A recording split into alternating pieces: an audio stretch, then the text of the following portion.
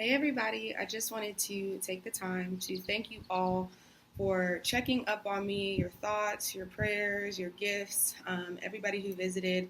As most of you know, I was diagnosed with MS actually last week. So it's just been an overwhelming week.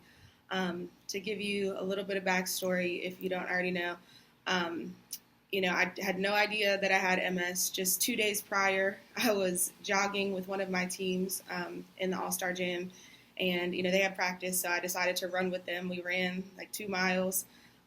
Everything was fine, and then 2 days later, I literally woke up and could not feel anything from here down. And Ainsley came over. He was tapping my leg. He was like, "Can you feel this?" I was like, "No." And Avielle, my daughter, she was climbing on my legs. I literally could not feel her. All these flies out here. So we went to urgent care. And of course, I'm sitting there, Googling what happens if you can't feel yourself from the waist down. And nothing that comes up is good. But I was still kind of hoping for the best. And once we saw the doctor, she pretty much said, "No, you need to go to the emergency room." And she was like, "I could run tests here," but she was like, "We get them back 24 hours from now, and I wouldn't want you to wait that long." And this is on Tuesday, July 13th. And so we went into the emergency room, and the very first thing that was done was they pulled up, I guess, a previous MRI that I had done from a concussion. And apparently, whenever they were looking through it, the neurologist said that it could be a number of things, and he was like, but just looking at where certain lesions are on your brain and stuff like that, he said they're pretty consistent with transverse myelitis or MS, which was mind-blowing because, mind you, this is from an MRI from 2017, and I was not made aware. I had no symptoms that I was aware of, and so basically, he said, we'd have to run the MRI to confirm and see what's wrong. So I went to the MRI, and that MRI was no joke. I was in there for an hour and 30 minutes. And if you've never had an MRI, it's you're in that little circular tunnel, but then it's I had this thing on my face, and I'm a little claustrophobic. And so an hour and 30 minutes in there, and you cannot move. So it was that in itself was traumatizing. When I came out the MRI, it was another doctor who came in, and he was just like, "So, based on our findings, you pretty much have transverse myelitis and MS, so not one or the other, but you have both." And it was just kind of a shock for it to, it shocked me because he just continued to talk. He was like, "So we're going to do this, this, this." And it was just you didn't even really give me time to process it. And so I started asking questions because I feel that was I guess the thing to do, what are we going to do from here? But then I think that between his insensitivity and the shock of the news, I just kind of broke down. I started crying because it was just it kind of hit me all at once. And I feel that's really big news to take in. And I know that everybody has a different experience as it pertains to, what they believe MS to be, or, they might know people who have MS, and it can really, the thing with MS is that it can really go either way, in the sense of some people are, functioning like nothing. You wouldn't know that they have it. And then there's other people who, have deteriorated to the point of being in a wheelchair. They, need assistance, can't walk, can't run. So it's just in my personal experience with it, I've only seen people kind of on the worst end of it. And so it really scared me. And to be honest, it was always one of my biggest fears. I was just I just don't want that. But then, while I was Googling, I guess there were other things that they said it could have possibly been that were far worse. So while I was in the hospital, I was almost hoping that it would be that instead of some of the other things. So whenever I found out, they were pretty much "You're going to be at the hospital for the next 5 days." And it's so crazy to go to bed, and because I'm one who has a to-do list, at least in my head or on my phone the night before. So I had all of these things I'm going to do because, I have a lot to do right now. I was really busy. So to go into the hospital and find out, no, you're not leaving for the next 5 days, that was a lot. But basically, they said they're going to treat me with steroids, which they did. They did a steroid treatment, and it's like the day after, my legs felt, I mean, I could feel them, so that was a plus. But it's a lot of like, it was like a numbness, a tingling, and I really, like, whenever I first went into the ER, I could not walk at all.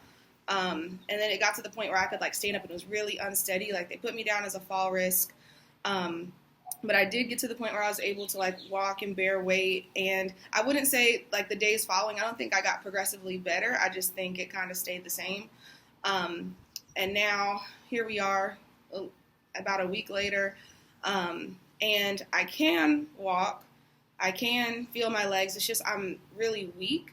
So I can't stand for a long time. I can't walk for long periods of time. The first place that I went whenever, I was driving on my own, I went to TJ Maxx because let me rewind a little bit. I went to go get my eyebrows done, and there was a really good smelling candle in there. I was like, where did you get this candle? She was like, TJ Maxx. And so I went to TJ Maxx, and I was trying to get this candle. And I was in the store for about 3 minutes, and it got to the point where I couldn't stand up anymore. Like, I couldn't even get what I came there to get. And I only came there to get one thing, and I couldn't get it. And so it was like this frustration kind of took over me. It's like, I can't walk to get the candle. I can't even walk to leave the store. So I literally just like stood there, and like, I called Ainsley, I called my mom, and I'm just thinking like, I can't. It was just really frustrating to, want to be able to do something that you can't do, especially coming from someone who's extremely active. If you know me, I have been in sports all my life. I have been, I love to work out. Like, that's just something that I like to do. So to have like this sudden limitation kind of come out of nowhere, it's just like, it's kind of crazy. And so, as far as like my recovery and where I am with it, they believe that I have a, I can't even think of what it is. I couldn't even tell you, to be honest. But basically, relapse and remit. There we go. So it's basically like it kind of shows itself and then goes away, and you have like different flare-ups. And if I'm like misspeaking, and I'm sorry, because I'll be honest, I had to make a conscious decision not to Google, because you just find out some really bad things. And I'm not avoiding it, but it's almost like I don't think I'm fully ready to process all of that yet. I am aware of the potential of the disease, for sure. Even the doctors and my nurse gave me a sheet that said, every time you relapse or, you stress out too much and it causes a flare-up, it's like it kind of could potentially affect your ability to walk, talk, use the bathroom. It could be really bad. But I do know that, but I just haven't like taken the time to really research. I don't know any more about MS than the average person walking the street right now, even though I have it. I do plan to eventually research, but right now I'm just taking the precautions that everyone suggested to me, which was remaining positive, changing my diet, which I already had a very healthy diet before, but now it's basically like, no gluten, no dairy, no soy, no sugar, basically drink water all the time. So, the diet plan isn't fun, but I'm just trying to do whatever is necessary to heal my body, because to me, it's just like, I'm a foodie, and y'all know that because I put up my cooking videos, all of that, but the thought of not being able to talk or walk is just like, it's just not worth it to me. I don't care if I have to change my diet for that. It's a big adjustment, though. It's a big adjustment from going from living your life and doing what you want to do, eating what you want, going where you want, to having all sorts of restrictions. And it's like cold turkey. I wasn't able to like, let me slowly cut out gluten. No gluten. So I think that is like one of the... Sorry, I had to change my location. I'm actually in Aruba right now, and there's a pool outside, and the kids wanted to play outside, so I had to come back inside. But basically, I think that's just one of the harder parts, is that it had to be cold turkey. But ultimately, as far as like where they are with my diagnosis, ultimately nobody knows how someone is going to be affected as it pertains to MS, just because it affects everybody so differently. So they don't know how it's going to affect me in the long or short term. But for me, I just, I feel like the best thing I can do is remain positive, which I really have. I've definitely had my moments where, it was emotional.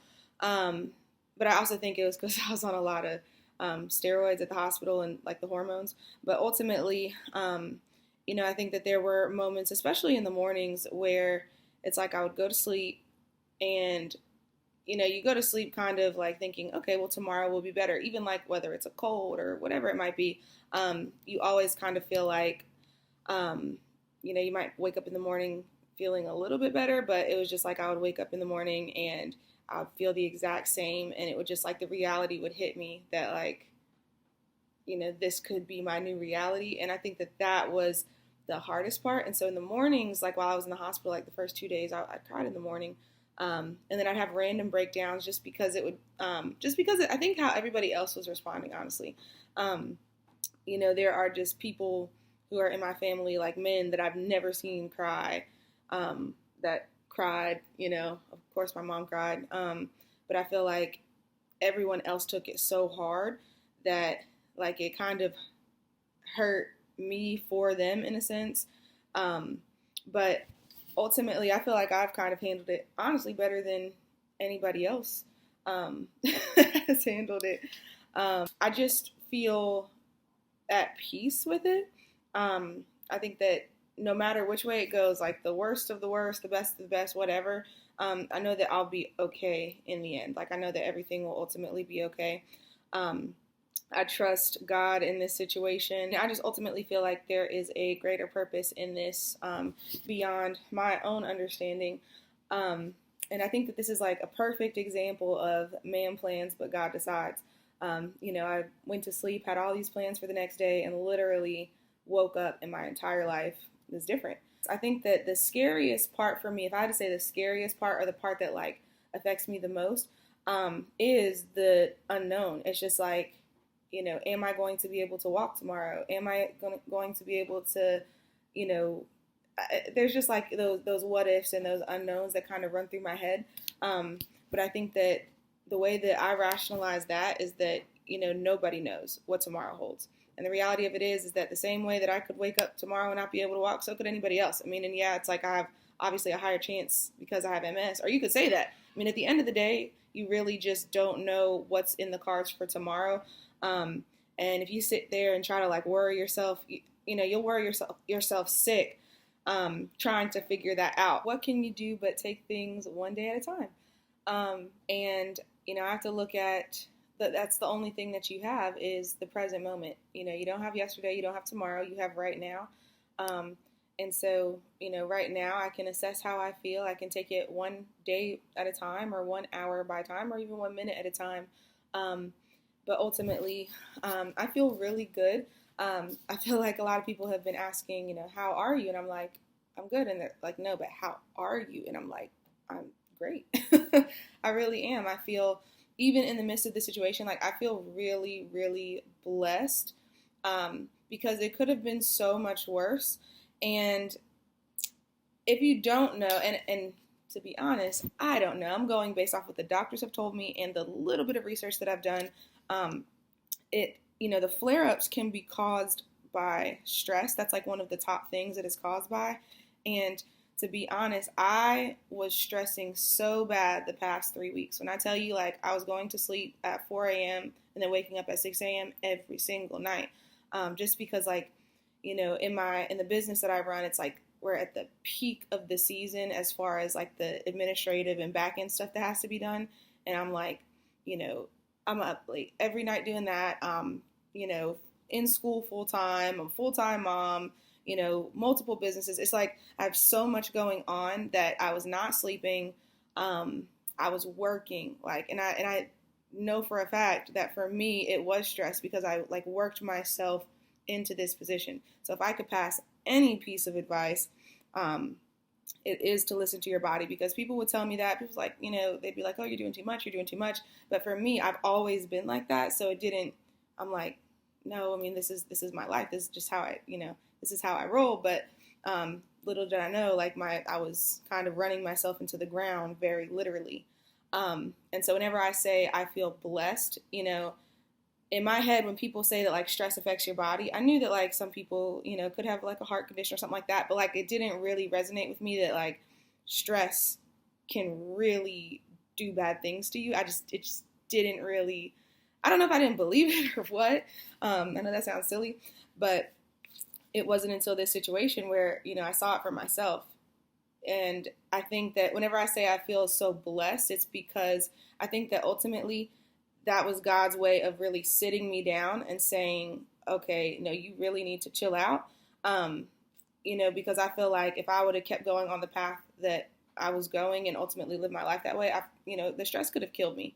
And so I feel extremely blessed that it was only MS. And I say only MS like it's, a little thing. I know it's not, but I'm still able to be here at the present moment and watch my kids grow. It could have been, a terminal illness. It could have been a lot of other things.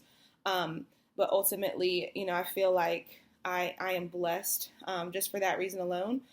One of the biggest things that they say you have to do as a treatment, in a sense, is de-stress your life. So while stress is bad on anybody, because I have MS, stress and any bit of stress that I carry could ultimately like attack at my myelin sheath, I believe it's pronounced, and affect, like I said, my ability to walk, talk, use the bathroom. So it's like I cannot stress. It's like almost like a mandatory de-stress type of thing. And so, doing things like meditation on a daily basis, and these are things that like I would do, but just not routinely. They're now like a mandatory part of my treatment, and I feel like it gives me an excuse to say no and to say I'm not taking on anything else, and all of the things that you should do anyway, that I was kind of neglecting. I was really neglecting myself and self-care in general, and so it just gives me an excuse to do all of the things that you don't need an excuse for. So all in all, I'm doing very, very well. I know everyone has been checking in on me like crazy, and I have not gotten back to anybody, and I feel bad, but I'm not going to allow myself to stress about it. So you know what? I don't feel bad. I'm taking the time that I need for myself, and so it's just reframing my mind, reframing the way that I think about things.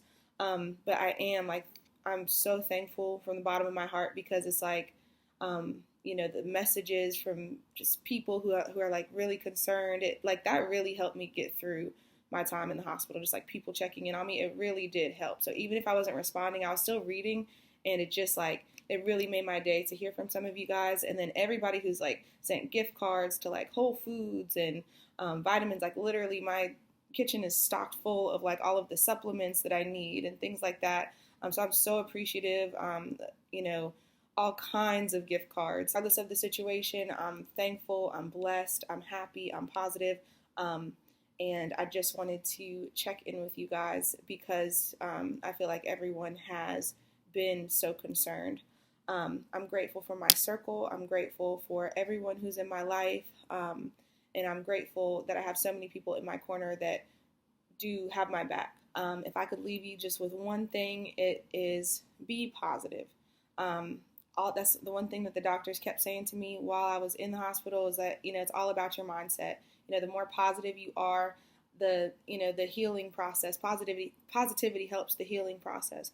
I'm excited to be the example of what positivity will do in my life. I am positive about this situation, and, I believe that ultimately I'm going to be healed, or I'm already healed in this situation. And that's all that I have for you guys, and enjoy your day. I certainly will. I am on vacation right now, and it wasn't like the doctors weren't terribly excited about it, but I'm here, and I'm going to live my life and enjoy my life. I'm not going to live my life scared. Apparently, I've had MS since all the way back in 2017 with no signs or symptoms, and I was living my life full out all of this time, and so that's not going to change for me. I'm going to live every day like it's my last, and I was doing that before, and I encourage you all to do the same.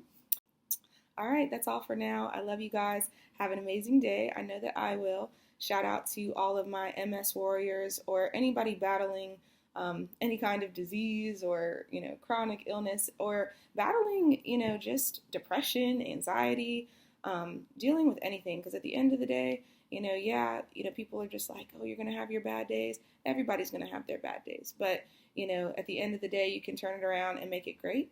So have a great day. I know I'm going to have a great day today.